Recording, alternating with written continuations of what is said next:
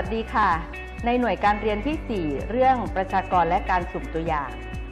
ในหน่วยการเรียนนี้มีวัตถุประสงค์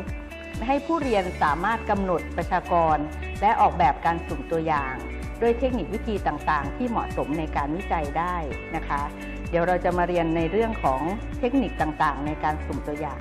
ก่อนอื่นนะคะคงมีคำถามว่าทำไมเราต้องสุ่มตัวอย่างขอยกตัวอย่างให้เห็นภาพนะคะสมมุติว่าอาจารย์ใหญ่โรงเรียนหนึ่งต้องการสอบถามนักเรียนถึงความพึงพอใจต่ออาหารกลางวันที่โรงเรียนจัดให้โรงเรียนนั้นมีนักเรียน1,000 คนอาจารย์ใหญ่ท่านนี้อาจจะต้องการสัมภาษณ์นักเรียนคนละ10 นาทีนักเรียน1,000 คนหากสัมภาษณ์คนละ10 นาทีก็จะใช้เวลาประมาณ10,000 นาทีนะคะถ้าสัมภาษณ์ตลอดวันตลอดคืนนะคะเราก็อาจจะใช้เวลาถึง7 วัน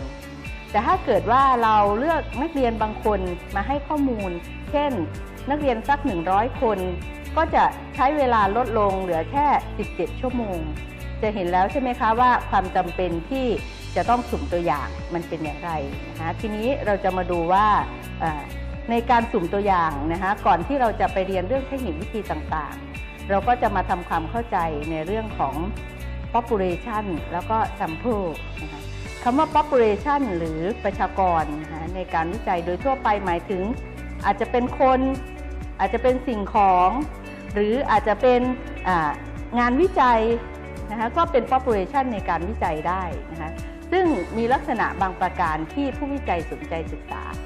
ส่วน sample หรือตัวอย่างก็คือเป็นส่วนหนึ่งนะคะของ population ซึ่งก็จะมีคุณสมบัติคือเป็นตัวแทนของ population หรือประชากรแต่มีลักษณะที่คล้ายแต่มีจำนวนที่น้อยลงนะคะซึ่ง sample หรือตัวอย่างที่ดีจะต้องสามารถอ้างอิงกลับไปยังประชากรได้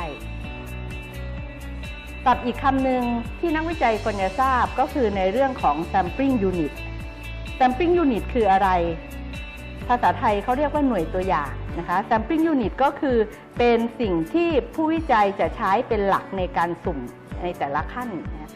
ซึ่งอาจจะเป็นขนาดใหญ่ก็ได้เช่น sampling unit อาจจะเป็นจังหวัดเป็นโรงเรียน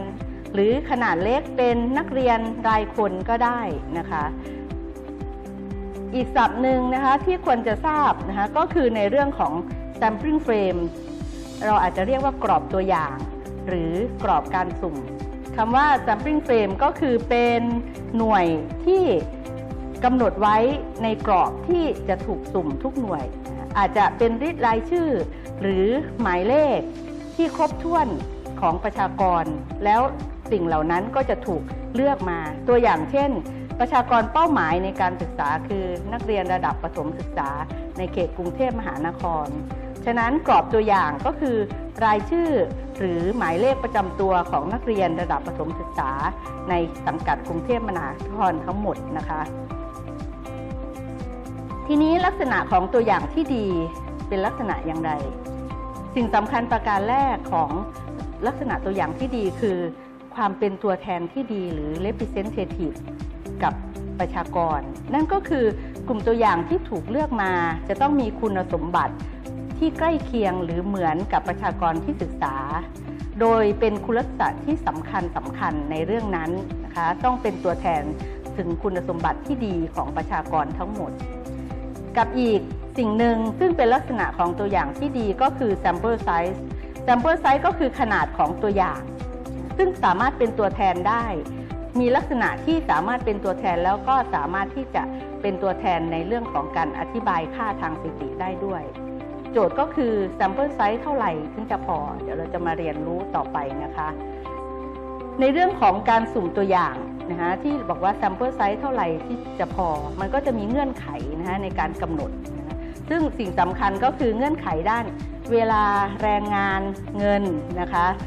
อันนี้ก็เป็นสิ่งสำคัญที่ผู้วิจัยจะต้องวางแผนไว้นะคะให้เหมาะสมไม่เช่นนั้นงานวิจัยของผู้วิจัยอาจจะไม่ประสบความสำเร็จก็ได้นะคะฉะนั้นเราก็ต้องสุ่มตัวอย่างที่เป็นตัวแทนที่ดีเพื่อให้ประหยัดในเรื่องของเวลาแรงงานแล้วก็เงินงบประมาณค่าใช้จ่ายที่ใช้ไปนะคะอีกประเด็นต่อมาคือวัตถุประสงค์ในการสุ่มตัวอย่างเพื่อให้ตอบคำถามการวิจัยได้ซึ่งผู้วิจัยต้องวิเคราะห์วัตถุประสงค์การวิจัยให้ชัดเจนว่า ตัวแปรในการวิจัยคืออะไรนะคะเราจะเลือกตัวอย่างจากใครซึ่งจะมีคุณสมบัติตอบตัวแปรที่เราสนใจศึกษาได้ซึ่งในการเลือกนะคะก็ต้องให้มีลักษณะของตัวอย่างที่มีลักษณะสำคัญที่ครอบคลุมเช่นลักษณะอาชีพอายุเพศหรือสิ่งต่างๆนะคะที่ลักษณะในงานวิจัยนั้นนะคะต้องการคำตอบในเรื่องนั้นประการต่อมาก็คือเทคนิควิธีการสุ่มตัวอย่างนะคะซึ่งก็จะมีหลายเทคนิคทั้งอิงกับทฤษฎีความน่าจะเป็นและก็แบบไม่อิงทฤษฎีความน่าจะเป็นซึ่งเราก็จะได้เรียนรู้ในขั้นต่อไป